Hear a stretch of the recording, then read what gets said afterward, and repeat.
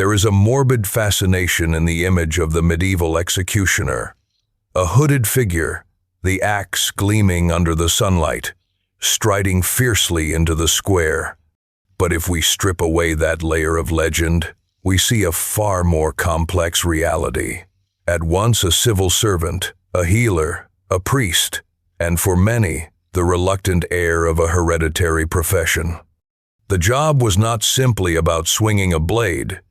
In truth, the one who held it often had to stitch wounds, care for the sick, and guide the souls of those he was about to kill.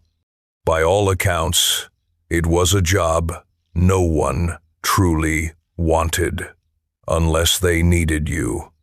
An execution, a soul, a sword.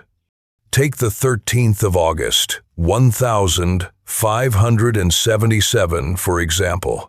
Just an ordinary day for Franz Schmidt, the newly appointed executioner of Nuremberg. His task? To execute a man named Hans Vogel.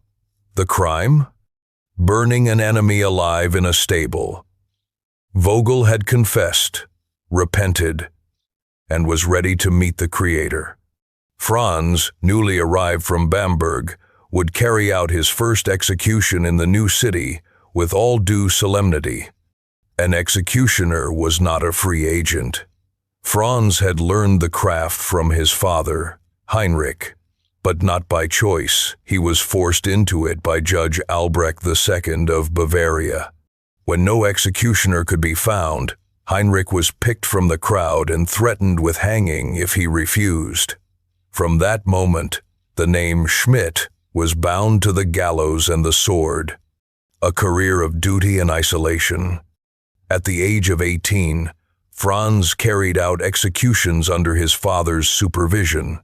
By the end of his career, he had recorded 361 executions and 345 lesser punishments, such as flogging, ear-cutting, or finger-severing. Methods ranged from hanging, beheading, and breaking on the wheel to burning alive and drowning. Yet while villagers respected his precision, they often shunned him in social life. Everyone knew one truth: they needed him, but they did not want him at their table. Still, Franz kept meticulous diaries, leaving to posterity a profound insight into his life and thoughts. He did not see himself as a butcher, but as a civil servant acting with moral and religious duty. Justice was both secular and divine, and someone had to enforce it. Medicine and mercy. The executioner did not only kill, but also healed. If the condemned was too weak or sick to walk to the scaffold, Franz had to help them rise. It sounds ironic, yet reasonable. A public death required a repentant, lucid performer. If Vogel was injured or ill, Franz would have cared for him. And if repentance seemed sincere, the executioner might even propose a delay, or at least ensure he could face death with dignity. It is symbolic that Vogel in German means bird, a name evoking the hope of transcendence. Executioners also appeared at prison visits. Friends, clergy, even the victim's family were present. Franz once recorded the scene of a widow offering gingerbread and oranges to the man who had killed her husband, a deeply human gesture of forgiveness. In a cruel world, such moments of grace shone brightly. The role of clergy. Most prisoners were regularly visited by clergy. They brought Bibles, read prayers, and preached to touch the souls of the condemned. They also brought woodcut prints or illustrations of heaven, hell, and saints, things especially important for the illiterate. These images reinforced Christian faith and helped prisoners prepare for what was believed to come after death. Franz observed these interactions closely. He saw the priest encouraging the condemned to confess, pray, and accept their fate. Hymns, doctrine, the Lord's Prayer, all were part of the ritual. Everyone hoped that the condemned could find salvation. Execution as a performance. Public executions were not merely punishments, but moral dramas. The purpose was not only to kill, but also to convey a message. Crowds gathered to witness, newspapers printed in advance to call viewers. The condemned paraded through the town, sometimes for miles, to the place of execution. Franz understood this. He saw himself as part of the drama. Each execution had its own staging, sentencing, parade, prayers, then the fatal blow. He considered executions not as entertainment, but as a public service, a ritual both just and instructive. As historian Joel Harrington wrote, "The good death Franz sought to bring was, in fact, a redemptive religious spectacle. The condemned confessed, accepted the punishment, died with dignity, and became an example for others. The last meal." Death row inmates were often granted a last meal, sometimes lavish, sometimes meager. Wine and beer were common.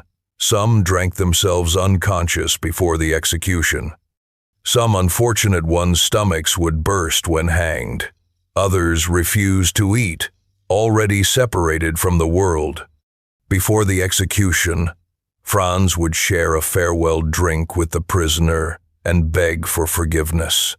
Then, wearing a white cloak, he would solemnly declare, "It is time for the execution." The blood court. Before the final act, the condemned had to appear before the blood court. Confessions were read aloud, and the method of execution was chosen. For Vogel, the sentence was the sword. Franz had to carry out the sentence with perfect precision. The crowd was not always passive. Sometimes a drunk or defiant individual caused chaos. Franz once noted that a man urinated on the gallows, demanding 4 guards to be tied up before surrendering his life. Request denied. He recorded dryly, "A harsh craft." In 45 years of his career, Franz executed 187 people with the sword, needing a second strike only 4 times. In some German towns, if an executioner failed more than 3 times, the crowd had the right to demand his execution. The pressure was immense.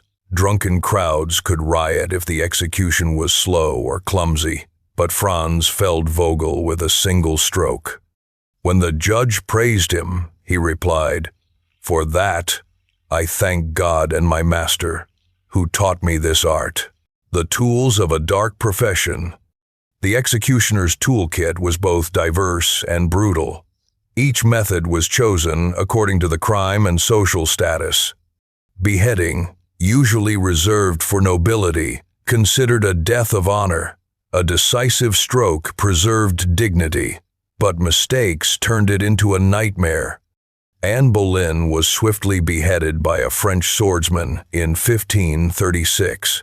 In contrast, Mary, Queen of Scots, in 1587, suffered multiple agonizing strikes.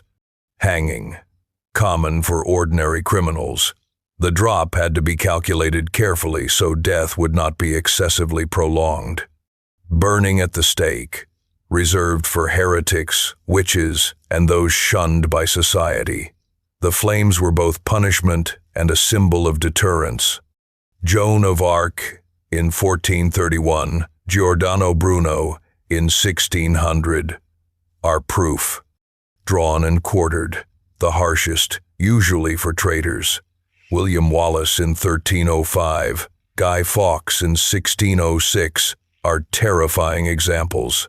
Legacy beyond death. Even after the sword fell, Franz still had work to do. Wiping the blood, handling the bodies, cleaning up the scene. The crowd waited until the last trace of life vanished. After retiring in 1617, Franz turned to medicine. He treated more than 15,000 patients throughout his life. He died in 1634, and was solemnly buried in the most prestigious cemetery in Nuremberg, near the graves of painter Albrecht Dürer and poet Hans Sachs. He never wore a hood. He never hid. Franz Schmidt carried out justice in a way few could understand. Both executioner and physician, feared and revered, he was a man whose story haunted humanity for centuries after.